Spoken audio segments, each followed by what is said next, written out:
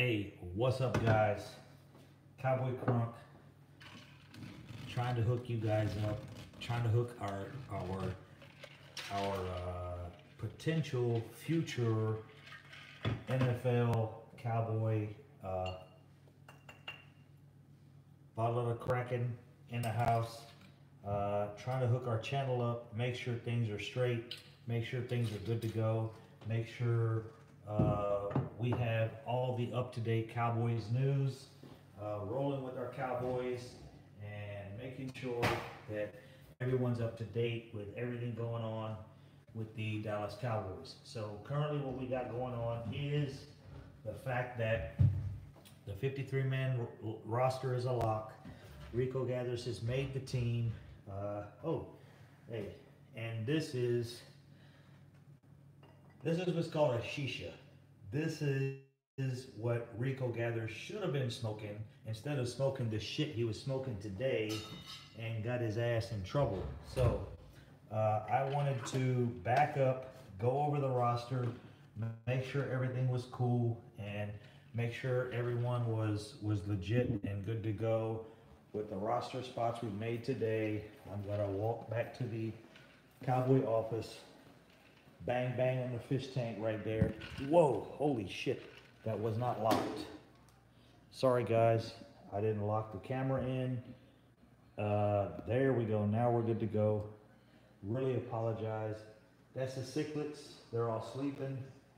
Everything's on knockout time right now, so really apologize for that situation. Wanted to go over a few things real quick before I passed out and ended the night. We had a good time at Seven Leguas. Holy shit, bro. Yeah. Maybe Cowboy Crunk is a little bit too much in the crunk area right now. But anyways, sorry, honey. Yeah, she's checking on me. No, I'll be done in 5 minutes. I wanted to check in with everybody, make sure everything was cool. We got the 53-man roster locked down. The Cowboys are straight. I'm happy Rico's still there, but yeah, I am too. And if something happens with Rico, you guys know we can completely fix that situation if needed. So Rico's here for now. No other teams can pick him up. We can do our best to keep him with the team and also do our best to make sure he gets everything around him he needs to move forward. I think, really what I think is we put a lot of stress on Rico Gathers to make the team. We put a lot of stress on the Dallas Cowboys to keep Rico Gathers. So the fact is, you know, I'm trying to see the best side of this and say, hey, yeah, Rico Gathers was in the wrong doing what he did, but Rico Gathers also had a lot of pressure on him, dude. He had a lot of us as fans following him. I'm surprised we are rolling with 3 QBs. I'm very surprised we're rolling with 3 QBs when we're not happy with them. And the only reason we are rolling with 3 QBs is because we're not happy with number 2 and number 3. So if something happens with Dak and we have to put in number 2 immediately in 2 drives down the field, if number 2 is not playing well, we can put in number 3. So that's the reason. If we had a very, very solid number 2, we wouldn't need number 3. I'm trying to read your message there. Okay, there we go.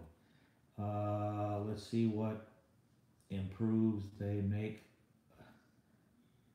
before. Yeah, we still have some time, guys. Of course, we're going to land a safety. Guaranteed, we're going to land at least 1 safety. If we can find a very strong safety out there, sorry that it keeps wiggling. The only way I can keep the chat box live is to touch it every once in a while. But the only way we can keep the safety position current is if we pull 2 safeties in. If we pull 1 really strong safety in, I think we're straight. and we can even look for another cornerback maybe because we're a little short on cornerback as well as far as depth goes. James, maybe backup would be okay with starting O line, but I'm not sure they. Yeah, that's a big thing with the O line.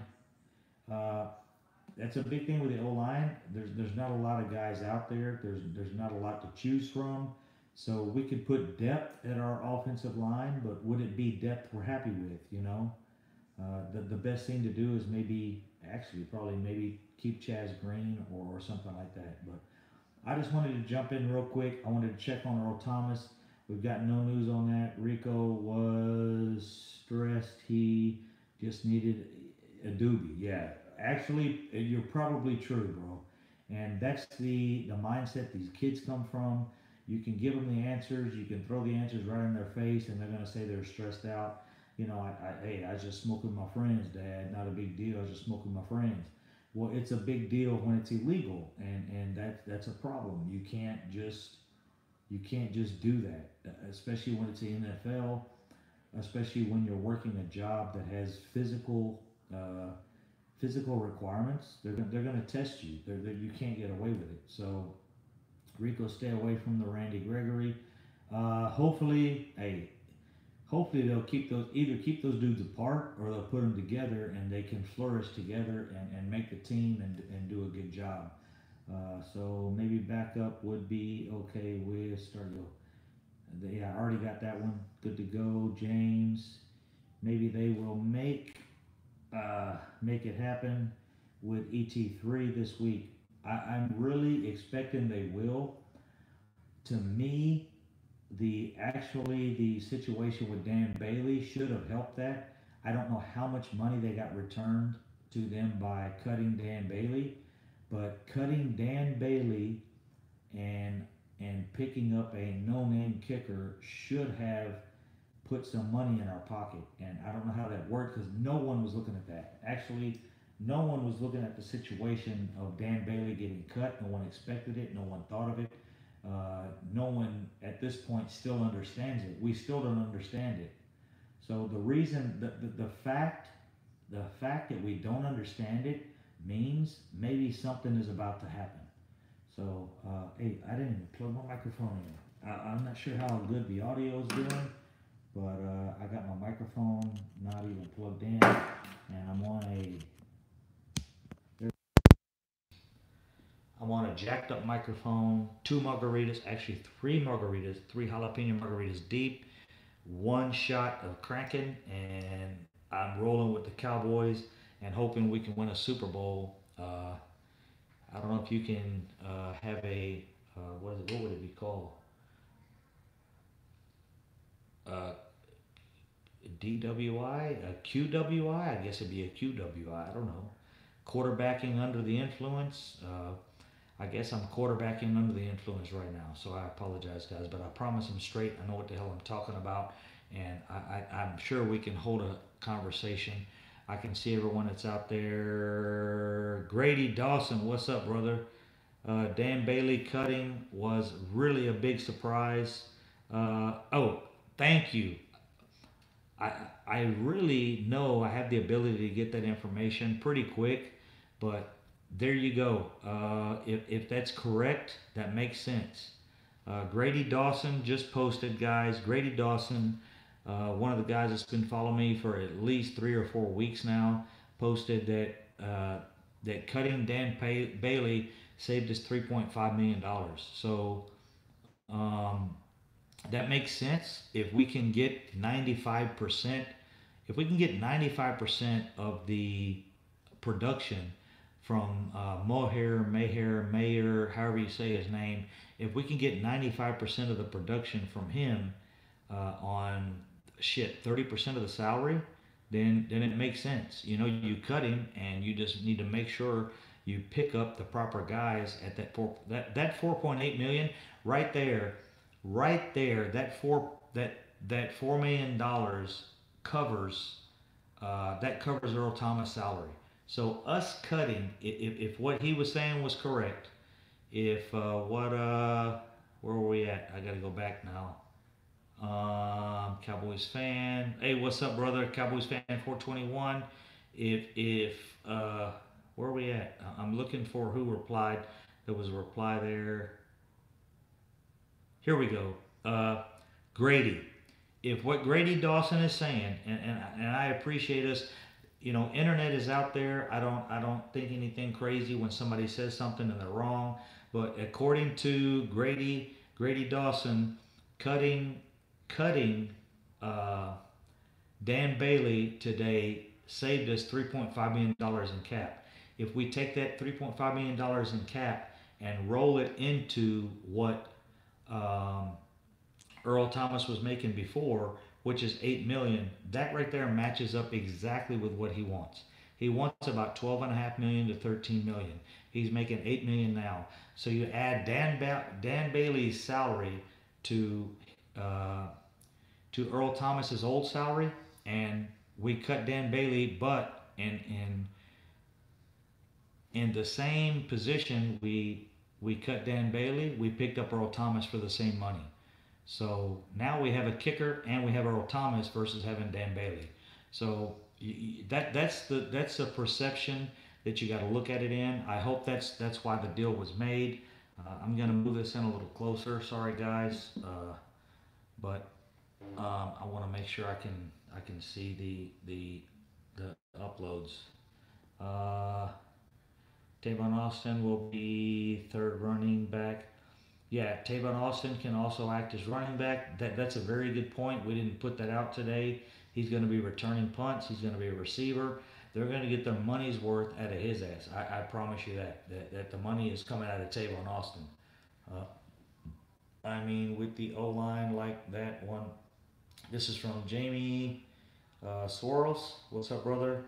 And sorry if I pronounce your names wrong. I mean, with the O-line like the one we will be, especially after Irvin returning. Yeah. The D line. Sorry, you said D line. Yeah. Yeah. Once Irving returns, I think possibly, and I had dinner with other football fans tonight, and I had to defend us. I had to defend all of us. Oh, Cowboys are going to be garbage, and how do you say they're even going to make they don't even have a chance of making the playoffs? I'm like, hey man, you really don't know what our defense is going to be. They said your defense is garbage. As soon as they told me our defense was garbage, I knew I was sitting with some people that didn't know what the hell they were talking about. So I do want to say that in respect to Chris Richard and our defensive coordinator getting our defense together. I really appreciate that. But actually, other fans that, and it's the same with us. We don't completely understand the Denver Broncos. We don't completely understand the Baltimore Colts or the Green Bay Packers. We don't study every move they make, but we do study the Dallas Cowboys and every damn single thing the Dallas Cowboys do. So when someone says the Dallas Cowboys are going to be garbage this year, you kind of look at them and go, bro, you have no clue what you're talking about. We've made very, very good moves, very good trades. Even some of the situations where I've stepped back and said, what are they doing?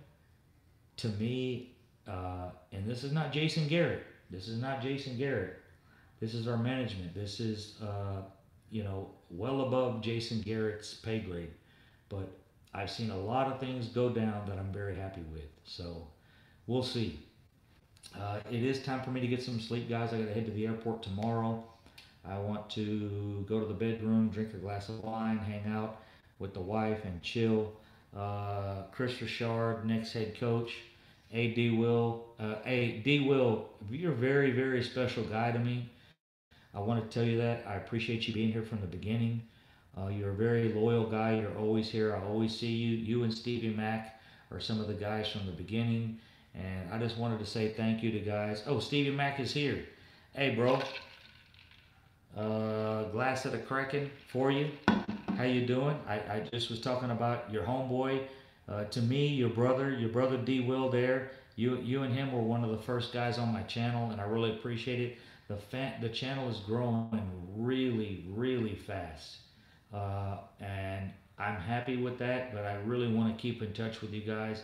I promise when I'm in Afghanistan, I'll do everything I can to answer the messages and answer the questions if there are any. And the questions we need to bounce back and forth off of each other because I'm not a professional. None of us are. We just love the Dallas Cowboys. And one big thing that's a plus is we watch the Dallas Cowboys more than anybody on ESPN.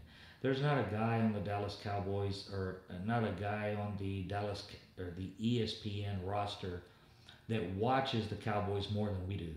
We particularly watch the Cowboys. We know everything about them. We know everything about every player. And to sit down and I'm telling Darren Armstrong will be monster. Watch out. Yeah, I think he's going to do well. I'm glad the team kept him. D will. DA is going to be a prolific pass rusher for us, and I hope it works out. But I wanted to say thank you to all of you guys that have subscribed to the channel in the last, especially 2 weeks. It's grown really fast. I want to do this and have fun at no cost to you guys. I just want to. I know once I hit 1,000 subscribers, I think commercials will start popping up. If those commercials start popping up, I apologize for that. There's nothing I can do for it. But I do want to say thank you guys. Just skip through it and continue with the video, and we'll see how it goes from that. But I think by mid-season, I think by game 4 of the regular season, we're gonna have a really really good channel going here. And I promise you guys, I will watch the Cowboys games meticulously. I will watch the games that we have the next week. Like I said earlier, if we play the Cowboy or if we play the Washington Redskins next week, I will watch that game at least 3 to 4 times. And prior to the Washington Cowboys game, I will give you a very, very good outlook on the players we need to watch for, the players that may do good with Washington, the players that are on the Cowboys, and you guys will be able to come to the channel and see who's available, who's injured, who's not available, who's playing well for Washington, how their quarterback's doing, how their linebackers are doing. I want to break that down for the channel and make sure that when you guys sit down to watch the game on Sunday or Monday night or Thursday night, that you guys have a good idea of like what to look out for.